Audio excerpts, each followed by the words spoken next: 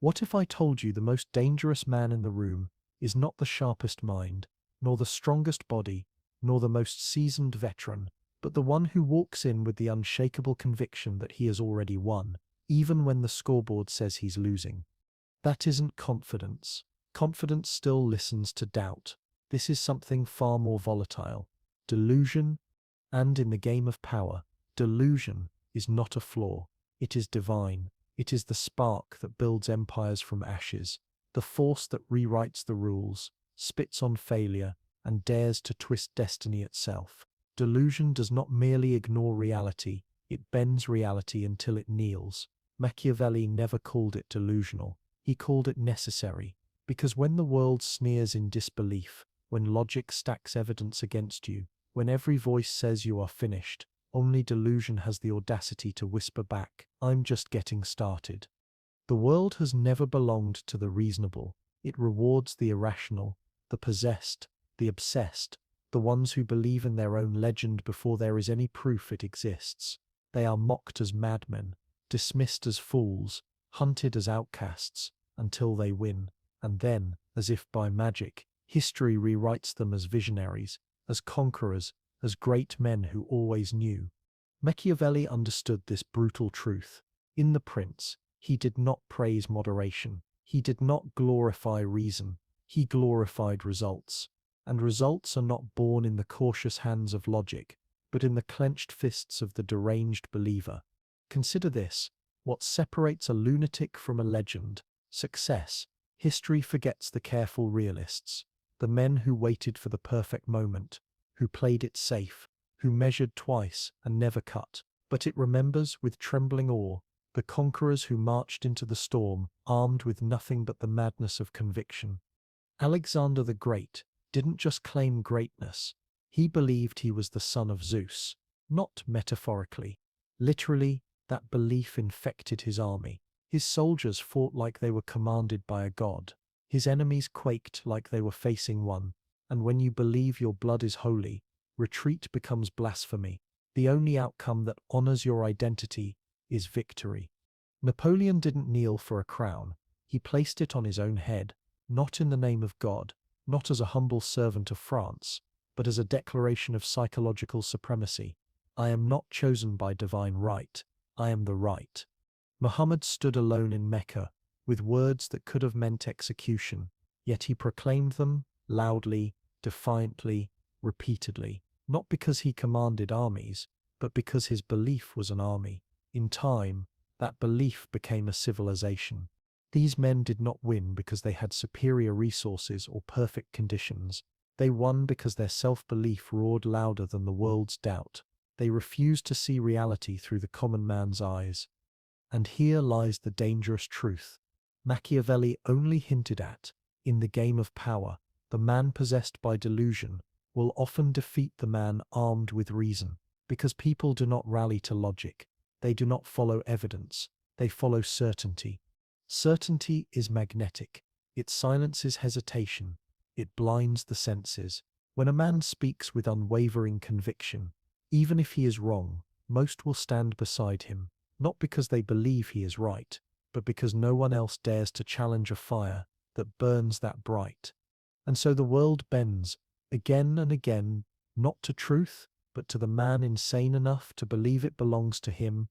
Look around you. You'll see it everywhere. The most powerful entrepreneurs didn't wait until the plan was perfect. The most charismatic leaders didn't beg for acceptance.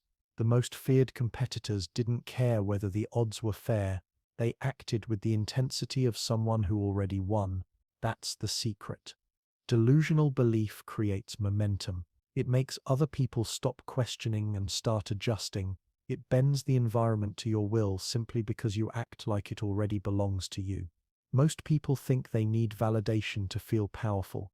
The delusional man doesn't wait. He declares power. He becomes power.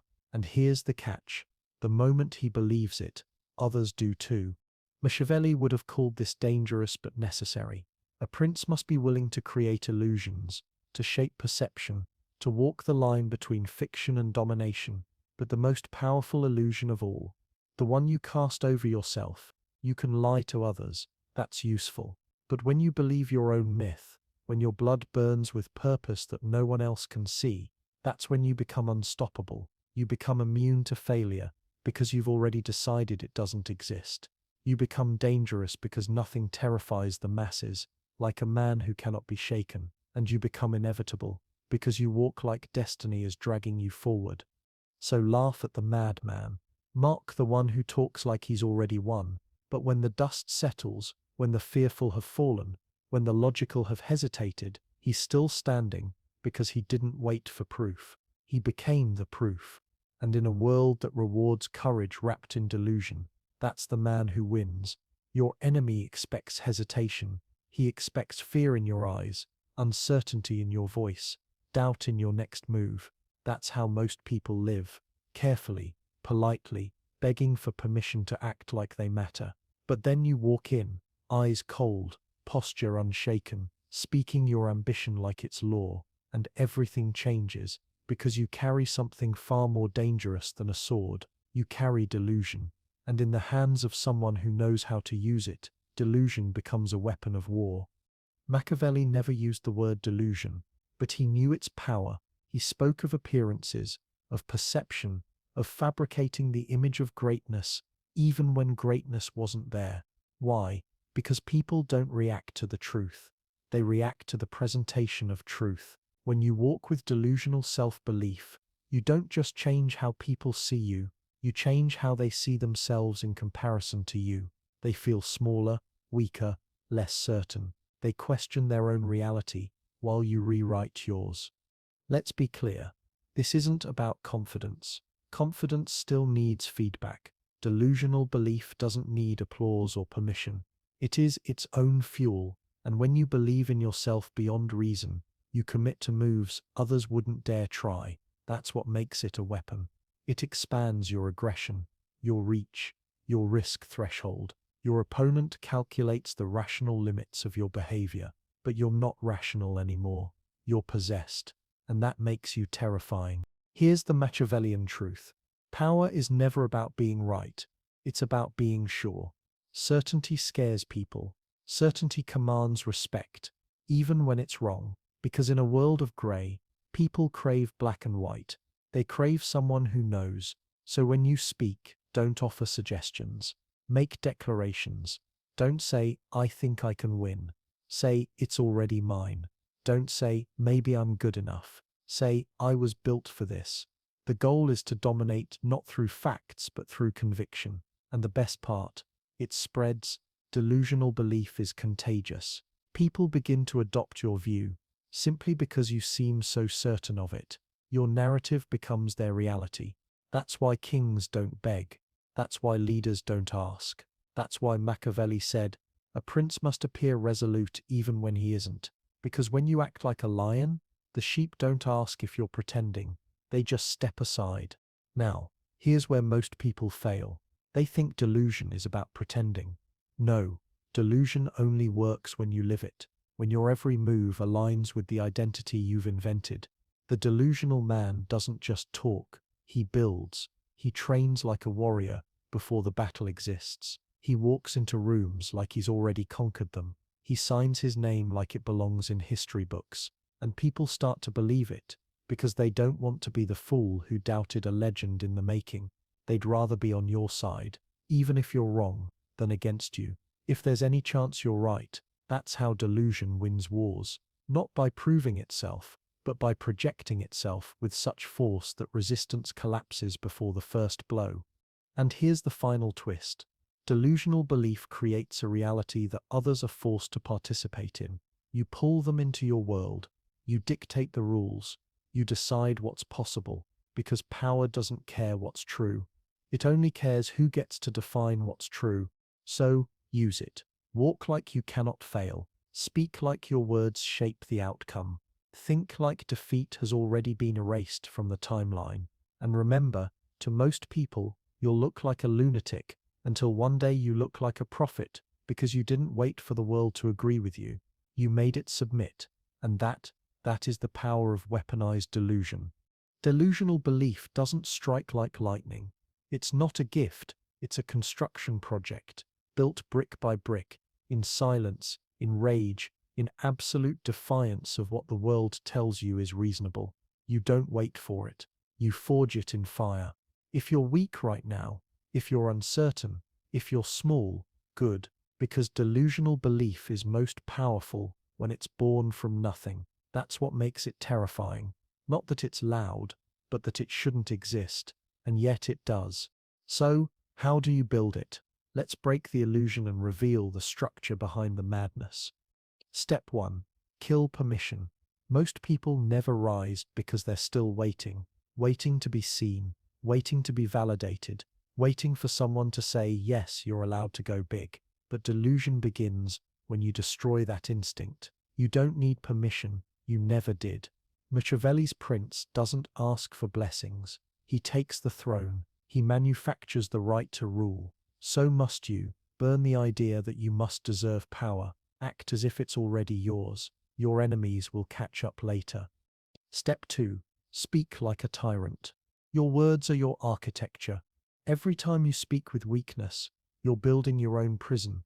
The delusional man never says, I hope I can. Maybe if things go well, let's see what happens. No, he speaks prophecy. This will happen. I'm inevitable. It's already decided. People are trained to detect uncertainty in speech, but they're also trained to obey conviction. When you speak like your success is inevitable, others begin to conform, not because they believe in you, but because you believe in yourself so violently that it leaves no room for doubt. Step 3. Move like you're untouchable. The body doesn't lie. Your movements either betray your fear or amplify your legend. Delusion must be physical. Hold your posture like a general. Make eye contact like a king receiving tribute. Walk with the rhythm of someone who owns the floor. This isn't performance. It's conditioning. You're rewiring your nervous system to respond like power is your natural state. And eventually, it will be. Step 4. Burn the evidence. The world will throw numbers, logic, and statistics at you. It will show you why you'll fail, why you're not ready, why you should back down. That's when you light the match. Delusion is not just belief, it's rebellion. You see the evidence, and you say, irrelevant. You look at your bank account, your reputation, your failures, and you respond, none of it matters, because your mind is already 5 years ahead, already seeing the crown, already hearing the applause. This step separates the imitators from the chosen. Most people pretend to believe. Few refuse to see any other outcome. That refusal, that blindness, that's where the monster is born. Step 5. Protect the myth at all costs. Once you've built your delusion, you must guard it like a fortress. Doubt will come from others, from within. You will have days where your delusion cracks and reality tries to crawl back in. Kill it. Delete the voice. Remove the influence. Silence the friend who means well, but reminds you to be realistic. You are not realistic. You are weaponized belief, and that myth you built, if you protect it long enough, it becomes the truth. The world bends. People adapt. Reality realigns. Not because you were right, but because you refuse to be wrong. That's how empires rise. That's how nobodies become nightmares. Machiavelli said it best. It is better to be feared than loved, if one cannot be both. But there's something greater than fear, something more intoxicating than love. Belief. When people start to believe in you, not because of who you are, but because of how certain you are, you win. And once your delusion is accepted by the crowd, it's no longer delusion, it's destiny. Let's be honest, delusional self-belief can destroy you. It can ruin your finances, collapse your reputation, burn every bridge you spent years building. It can leave you alone, mocked, misunderstood, a madman screaming into the void. You'll be called arrogant, delusional, deluded, and maybe you are. But Machiavelli wouldn't flinch at this risk, because to him, power was never about safety. It was about results. And here's the brutal truth. Caution destroys more dreams than failure ever could. Play it safe and you may survive, but you'll never dominate. You'll never lead. You'll never change the game. You'll be efficient but invisible, productive but replaceable, respected but never feared. And the man who is never feared is a man who can be discarded. You think delusion is dangerous? Good, because so is being realistic in a world ruled by predators. Let's examine the real threat. Not delusional thinking, but limited thinking. The kind that says, stay humble, be patient, know your place. That's the thinking that keeps kings buried as peasants. It keeps assassins trapped in 9-to-5 routines. It turns gods into ghosts. Machiavelli would remind you, the world is not just. It does not reward the virtuous automatically. It rewards those who force it to notice them. And no one forces the world's attention more than the man who moves without fear of failure, the one who doesn't flinch when mocked, who keeps building his legend even when the crowd throws stones. He knows something they don't. That reality bends to belief, but only after it resists first. Yes, there's danger in delusional self-belief, but that danger is a signal you're stepping beyond the cage. People will warn you. They'll say, you're going too far, you're not being realistic, you're risking too much. Of course you are. You're trying to rule, not survive. You're trying to rewrite your future, not wait politely in line, and rewriting comes at a cost. But consider this, what is the cost of not believing in yourself beyond logic? What happens when you don't push past what's possible? When you don't burn the script society handed you? When you don't become the myth? You become ordinary. And in the world of power, ordinary is death, because no one protects the man who blends in, no one fears the man who conforms, no one follows the man who doubts himself. They forget him quickly, quietly, and forever. So yes, delusion can backfire, but if you wield it with intelligence, with calculation, persistence, and cold control, it becomes more dangerous to your enemies than to you. That's the Machiavellian method. Use the madness, but never let it use you. Stay sharp, stay adaptive, but never surrender your grand belief. Because sometimes the delusional man does fail, but when he succeeds so brutally, so outrageously, so undeniably, that it rewrites everyone's understanding of what's possible. And the same people who laughed at you in the beginning, they'll kneel in the end, not because you were lucky, but because you were relentless. And because your belief didn't bend under pressure, it crushed it. Machiavelli never feared failure. He feared obscurity. He feared being ruled by lesser men, simply because they had the audacity to believe in themselves louder than anyone else. So here's the final calculation. Yes, delusion can destroy you, but it can also decify you. And if you're willing to walk that razor's edge, if you're willing to risk everything, then what begins as delusion becomes destiny. Delusion is not the end game. It's the ignition. It gets you moving when the world says, stop. It gives you the eyes of a prophet and the will of a tyrant. But once the belief is built, once it's survived mockery, failure, and isolation, you must do something far more dangerous. You must turn your delusion into a myth. Because belief in yourself is powerful, but belief in your legend, that's immortality. Let the weak cling to motivation. Let the average man recite affirmations and hope for the best. You're past that now. You are not trying to feel good about yourself. You are trying to create a presence that alters every room you walk into. Machiavelli would call this reputation, but not in the way the masses understand it. Not be liked, not be respected, be feared, be untouchable, be inevitable. Your name must carry weight even when you're not in the room, especially when you're not in the room. So, how do you become the myth? Let's break it. Step 1. Live like you're already a legend. Every movement, every word, every silence, treat it like the world is watching, even when no one is, not because you're faking, but because you're training your reality to obey your script. Legends don't practice humility. They move with entitlement, because they've already decided they're chosen. When you act like a myth, people stop seeing the man. They only see the force. Step 2. Turn your wins into law. Your victories, no matter how small, must be amplified. Never say, I just got lucky, or it wasn't a big deal.